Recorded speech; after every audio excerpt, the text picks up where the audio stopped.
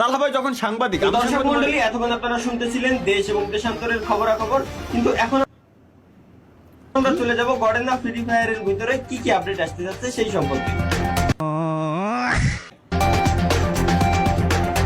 তো এই সম্পর্কে আপডেট দেওয়ার জন্য ওপাশে রয়েছেন মিস্টার তালহা।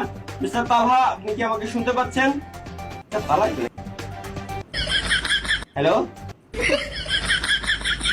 মিস্টার না না এআই না। তালহা, আপনি কি আমাকে শুনতে পাচ্ছেন? মিস্টার তালহা, আপনি শুনতে পাচ্ছেন নাকি বাবা টানতেছেন? এ আমি জি জি জি, আমি জি শুনতে যেহেতু পাচ্ছেন, অবশ্যই আমাদের গডেনা ফ্রি ফায়ারের আপডেট সম্পর্কে অবগত করেন। জি জি জি, বর্তমানে আমি মরনা কোম্পানির সামনে দাঁড়িয়ে আছি এবং আপনি আপনাদেরকে ভাই, দেখানোর আমি আগে এই চেষ্টা বললাম, করব ভাই, আল্লাহর কথা যে গেরিনা ভাই। কিভাবে আমাদের গোয়াটা মারার চিন্তা ভাবনা, গেরিনা কিভাবে আমাদের উপকার করার চিন্তা ভাবনা করতেছে সেটা আমি আজকে আপনাদেরকে দেখানোর চেষ্টা করব।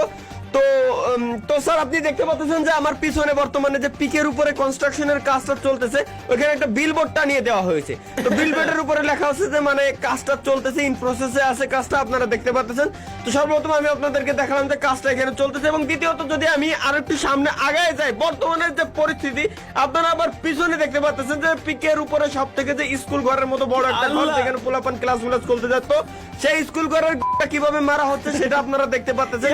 এখানে কিন্তু দেখেন যে একই সাথে আপনারা দেখতে পাচ্ছেন যে আশেপাশে সরকারি যে গাড়িগুলো আছে, গাড়িগুলো এখানে আছে, উপরে হেলিকপ্টার এবং কনস্ট্রাকশনের কাজ চলতেছে, বিল্ডিং আশেপাশে যা আছে সব ভেঙে ফেলা হচ্ছে, এবং মেন যে স্কুল ঘর ছিল সব ঘরগুলো পুড়িয়ে কি আমি